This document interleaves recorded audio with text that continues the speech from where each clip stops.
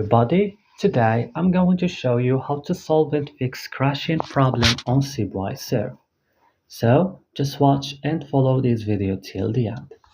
Directly you have to open the settings of your mobile phone, click on apps option and search for Cibwai Serve and click. Now guys, scroll this list down, click on storage option, click clear cache. After that back, click at for stop and click OK.